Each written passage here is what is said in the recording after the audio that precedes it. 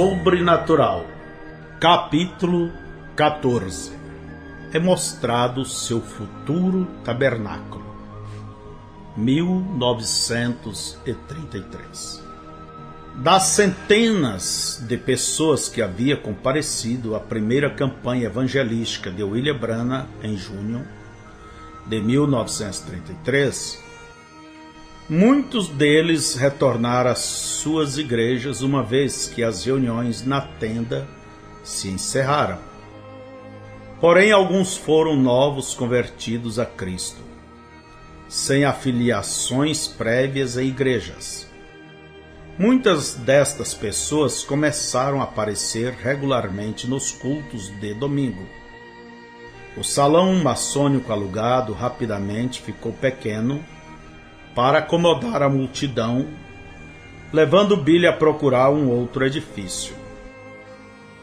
Na esquina da rua 8 com a Penn, em Jeffersonville, não longe de onde ele estava morando com sua família, a estrada mudava de direção ao redor de um banhado coberto com vegetação de lírios.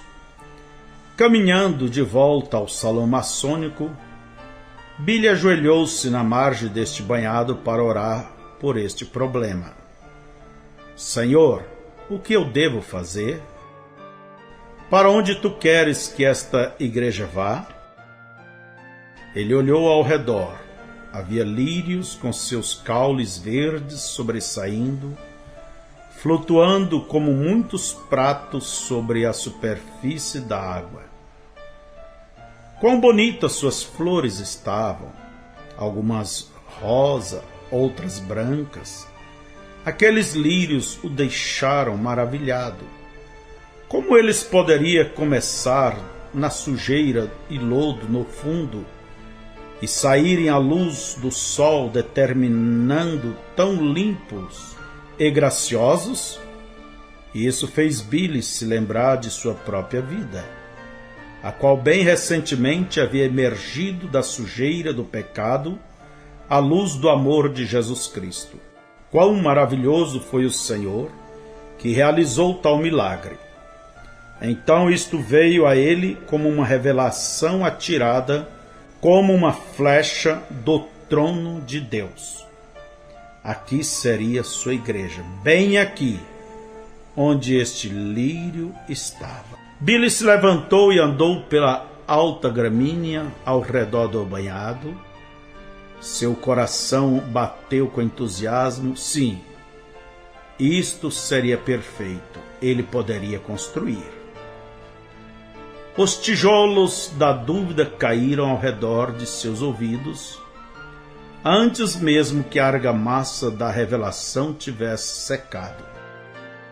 Como ele poderia comprar este lote, construir uma igreja aqui, quando ele mal podia sustentar a si, sua mãe, seus irmãos e irmã? Ele era um homem pobre, pregando para uma congregação de pessoas pobres, durante uma das piores depressões econômicas que o país já havia visto. Muitos dos homens em sua congregação estavam desempregados. Financiar a construção da igreja parecia como que um sonho impossível. Todavia, se isto realmente fosse uma revelação de Deus, então de alguma maneira haveria um caminho. Billy conversou com os membros de sua congregação sobre o assunto. Incrivelmente, ajuntando seus escassos recursos, a congregação juntou pouco a pouco dinheiro suficiente para uma entrada. Uma planta foi traçada, um empréstimo afiançado e o banhado soterrado, tudo em questão de semanas. A fundação foi posta em julho e a primeira camada de blocos de concreto assentados. Antes que a segunda camada fosse colocada em cima da primeira, Bill quis fazer uma pequena cerimônia de dedicação, onde ele mesmo colocaria a primeira pedra fundamental sobre a fundação retangular. Na manhã da cerimônia, Billy acordou por volta das 6 horas. Do lado de fora, pássaros estavam cantando melodias em tom de soprano, enquanto a abelha zumbia suas harmonias em tom de tenor. As madrasilvas abaixo de sua janela enchiam o quarto com o fragante perfume de verão. Billy permaneceu na cama por um longo tempo, suas mãos detrás da cabeça, deleitando-se na alegria do momento e pensando: ó grande Jeová, quão maravilhoso tu és! Apenas algumas semanas atrás estava escuro, agora o sol tem se levantado e toda a natureza está regozijando. E logo o mundo espiritual, o qual está tão frio e obscurecido pelo pecado, se regozijará também, porque o sol da justiça se levantará com cura em suas asas. Enquanto estava deitado ali, uma voz interior requereu que se pusesse de pé. Billy saiu da cama e se colocou de frente para a janela. De repente, sentiu uma indefinível presença no quarto, como uma pressão. Porém, não uma pressão ameaçadora do mal. Esta presença reluzia um santo temor, como se o Senhor mesmo estivesse próximo. Billy esquadrinhou 3 paredes em sua visão. O quarto pareceu vazio. Ele se virou para olhar para trás e, instantaneamente, imergiu em uma visão. Ele se encontrava às margens do Rio Jordão, onde João Batista havia batizado Jesus. Billy estava pregando o evangelho para uma multidão de pessoas, quando detrás dele ouviu gruídos. Ele se virou para ver, e havia um grande chiqueiro bem próximo do rio. Estava cheio de suínos e o mau cheiro estava tomando conta do lugar. Billy observou: este lugar está poluído, o que na verdade não deveria estar. Este é um solo sagrado, onde o próprio Jesus pisou. Então o anjo do Senhor apareceu, transportando Billy daquele lugar para a esquina da Rua 8 com a pé em Jeffersonville. No lote que uma vez era um banhado coberto de lírios, agora havia um grande bloco de concreto construído com uma inscrição acima na porta da frente, onde se lia: Tabernáculo Brana. O anjo levou para dentro. Billy mal podia acreditar no que via. O edifício estava superlotado de pessoas. Não somente cada assento estava ocupado, mas também as pessoas ocupavam os corredores e permaneciam encostadas nas paredes. No final do salão havia 3 cruzes penduradas, uma na frente do púlpito e uma em cada lado do mesmo. Na visão, Billy moveu-se para um lugar detrás do púlpito e disse: isto é maravilhoso, isto é glorioso. Deus, quão bom tu és em dar-me este tabernáculo. Então o anjo do Senhor disse: mas este não é seu tabernáculo. Certamente este é meu tabernáculo, Billy protestou. O anjo repetiu: não, venha e veja. O anjo levou Billy e o abaixou novamente, desta vez sob a vasta expansão de um céu azul e claro. O anjo disse: este é para ser seu tabernáculo. Olhando ao redor, Billy encontrou-se em um pomar.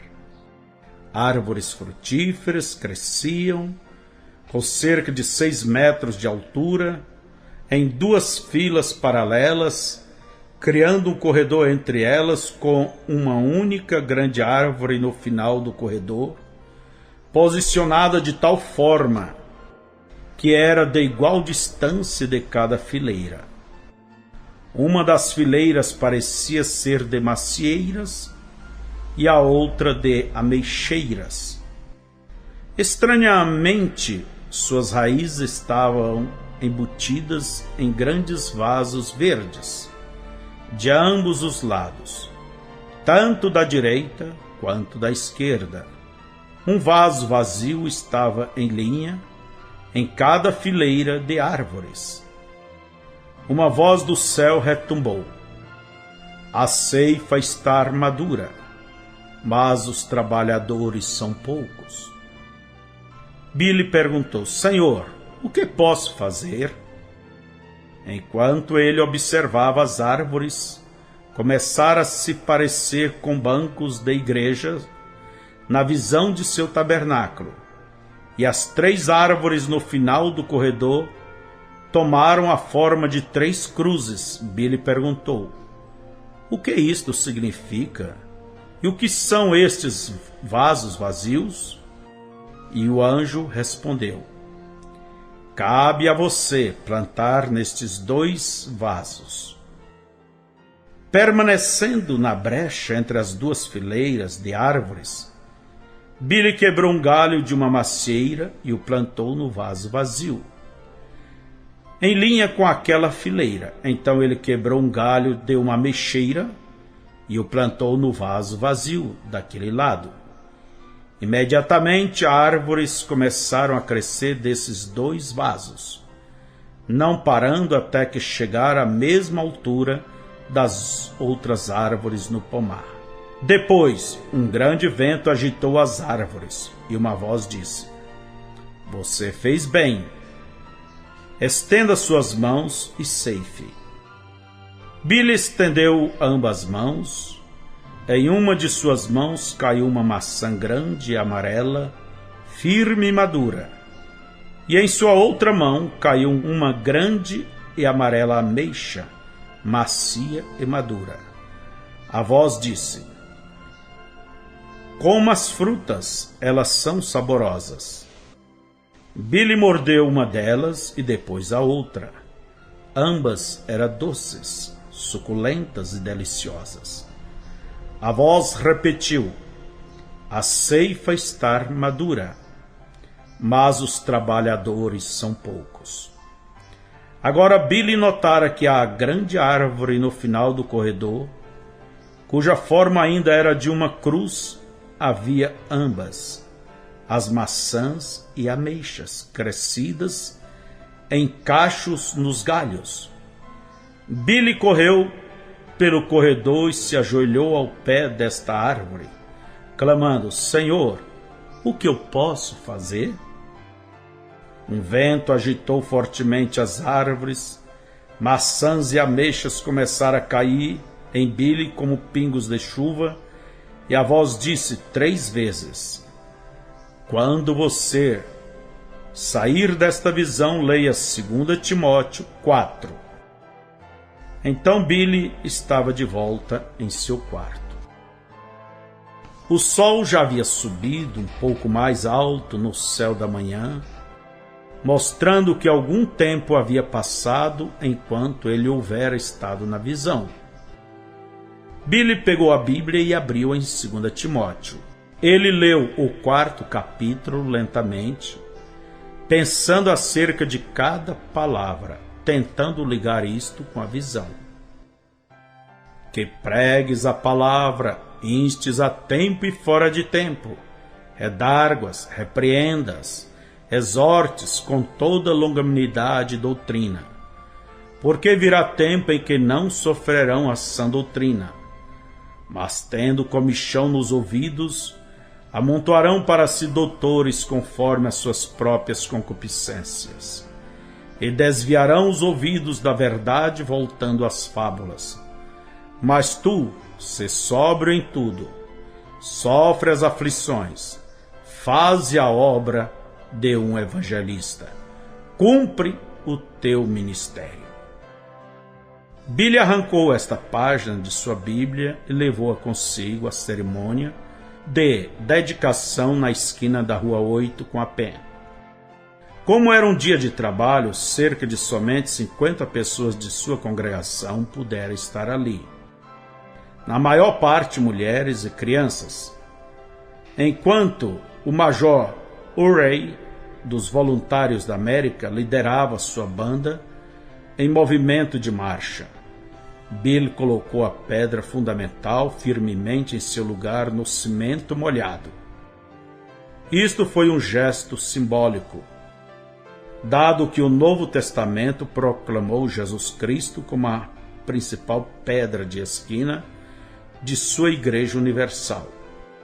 Quando Billy colocou a pedra de esquina na fundação de seu próprio edifício, ele estava declarando que esta igreja seria dedicada aos princípios da principal pedra de esquina, Jesus Cristo.